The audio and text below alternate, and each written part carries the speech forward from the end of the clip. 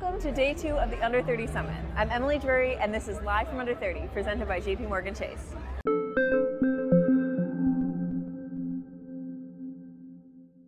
Yesterday was just the beginning of an inspiring 4 days here in Boston. If you missed it, we held our Women at Forbes Closing the Investment Gap programming, where speakers inspired the crowd with actionable advice about building a business and doing it fearlessly. And in addition to getting loads of lessons from the speakers, attendees got brand new headshots to help them take the next step in their careers. I caught up with Heather Hartnett, CEO and partner of Human Ventures, before her panel to get a sneak peek about what she was going to share with the audience. Take a look.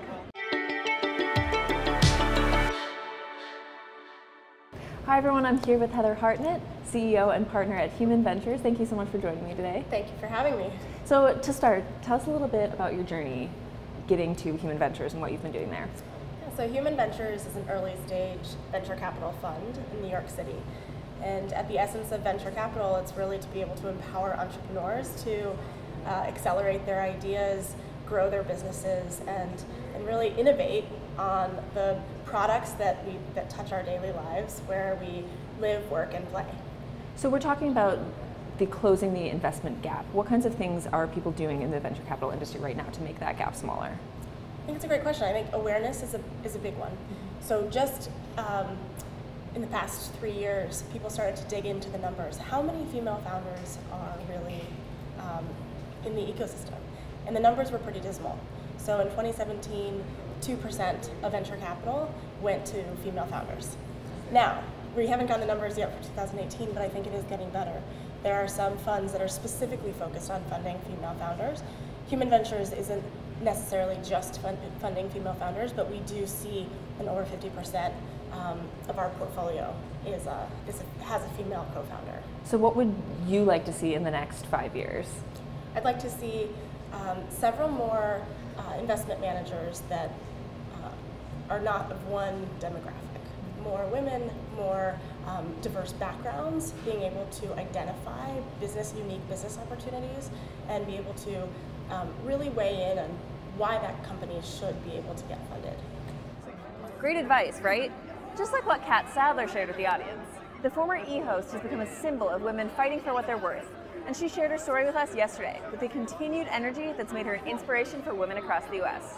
As she put it eloquently, "I always thought my work was enough to speak for itself, but don't be afraid to use your voice and use it to your benefit. It's not enough to do a good job anymore."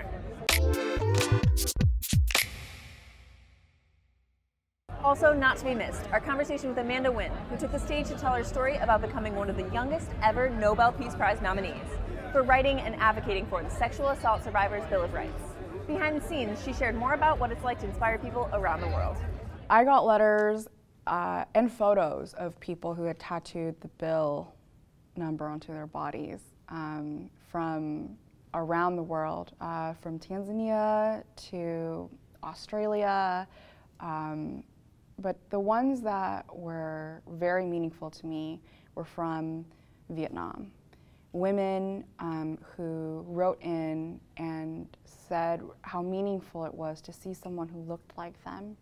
We have so much to do and so far to go, but seeing really is believing. I remember one letter I got was from a Vietnamese American woman who wrote to me that she had to Google Translate what Nobel Peace Prize was in Vietnamese. And that just small interaction really hit home. I think it beautifully describes the diaspora of the Vietnamese American experience, but also of the immigrant experience and our shared common humanity. Super excited about the music festival tonight. I'm going to give you a behind-the-scenes tour of Backstage. Here we have the artist tents. So right here is where the artists will stand, and this is the view that they'll get. But of course, it'll be filled with thousands of under 30s.